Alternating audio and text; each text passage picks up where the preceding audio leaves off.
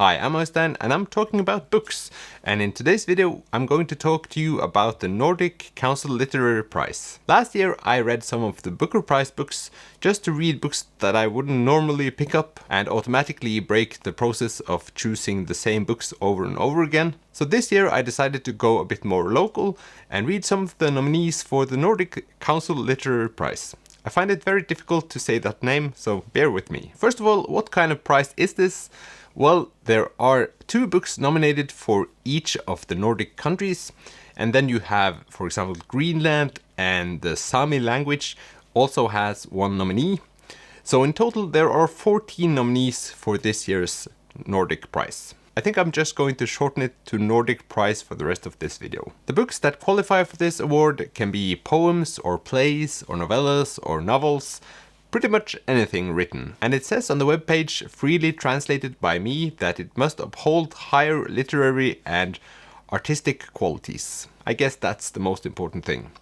It has been awarded since 1962, and amongst my favorites you have Terje Vesaas and Jon Fosse as winner of this prize earlier. A little disclaimer, none of these books are currently translated to English that I know of, but all of them has been given an English title, so that's the title I'm giving you in this video. The first book I really want to read is a book called On the Calculation of Volume by Solveig Balle. This is one of the Danish books nominated for this year's award, and it's said that she has been working on these books for 35 years. It's actually the 3 first books that are nominated for this prize. They were written in 2021 and 22. And it's supposed to become 7 of these books in this series. And this might be one of those books that I've seen the most of on the internet lately, so it seems to be one of the books that are most hyped. But of course the Norwegian books will be the books that I see most of because of Instagram, I guess. In the book we meet a protagonist that steps out of time and relives the 18th of November time and time again. But she also lives together with her husband, and he is not trapped in time.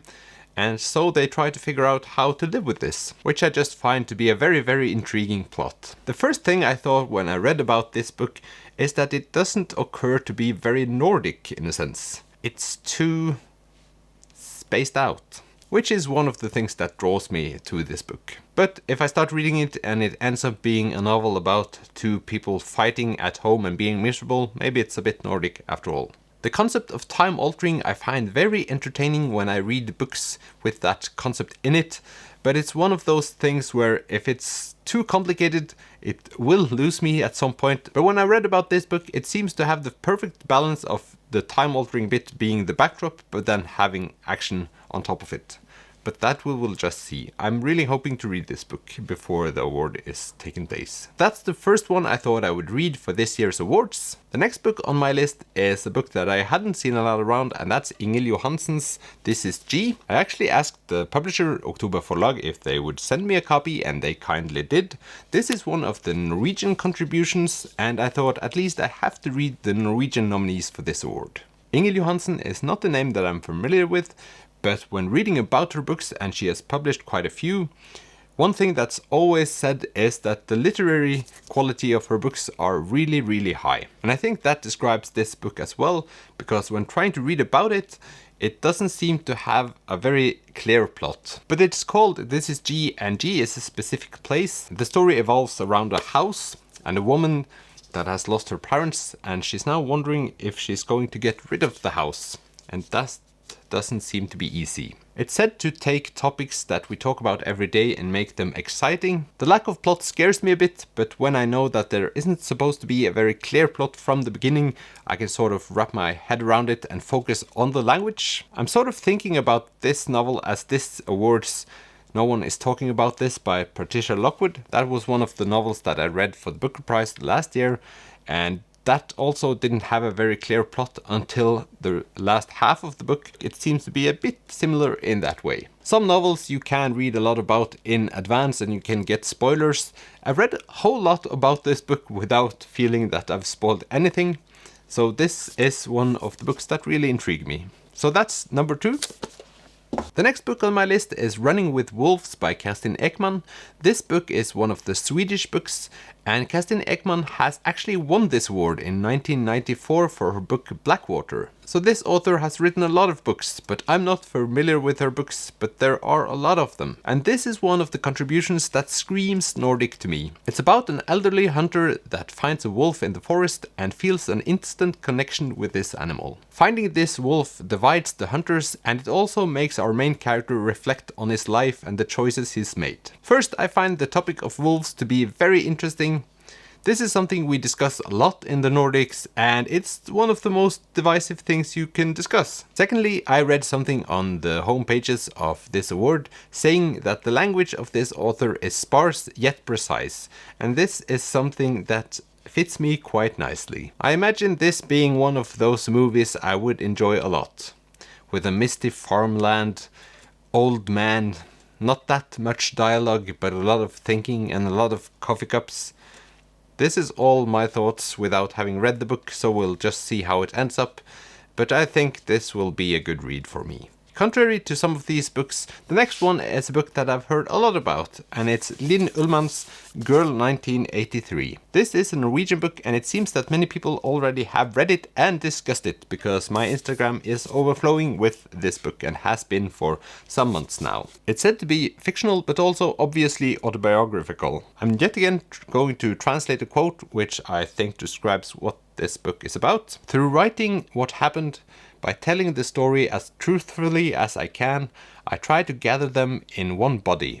The woman from 2021 and the girl from 1983. I don't know if it's possible. So basically she's taking us back to 1983, to Paris, where an incident occurs, and she's trying to go through her brain and retell what happened. This book is said to be a bit confusing, and there's a lot jumping back and forth in time, so really not a straight storyline. And that is basically what the debate has been about in social media the last couple of months. I'm eager to see if I can sort of relate to the jumping back and forth in time, looking through one's brain. If not, I think this might be a bit frustrating read, but it's certainly a book that I want to read, if nothing else, just to see what the fuss is all about, because there is a lot of fuss in my atmosphere. Also, Linn Ulman is quite the famous Norwegian author.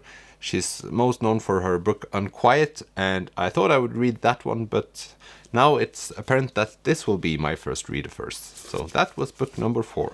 And now for the last book, and the book I think will be most suspenseful, and it's The Day of Sorrow by Jesper Lashon. This is one of the Swedish contributions with an author I haven't heard about before. It's about this one carpenter. He loses his wife, and he feels in general wronged by society. He has this one daughter. She plays piano, but now she has stopped playing piano and started writing poems. And this leads to him thinking that she's exploited by her writing teacher in some way, and he starts stalking. This book is said to make you feel a vague discomfort, so something just looming, not being directly terrible. And that is a feeling I can enjoy when I read books, so that's maybe the main reason why I want to read this. Also, I like reading about outsiders, and our main character here definitely is one of the outsiders, which makes me want to read this book. So these were all the books I thought I would speak about. I think I proved my point in that they're quite a diverse group of books, but they're also a bit more artistic, if that's the expression, than the general books you might pick up at the store. At least more than I would have picked up. I think that's because they focus on the language being really good, and that is also needed. Have you read any of these books, or do you want to read any of these books? Please comment below. I will be talking about these books as I go along before November hits, and I'm looking very much forward to having one of these reading projects again. Thank you for watching this video. I hope you will follow my Nordic Council Literature Prize forward, and I'll see you later. Bye!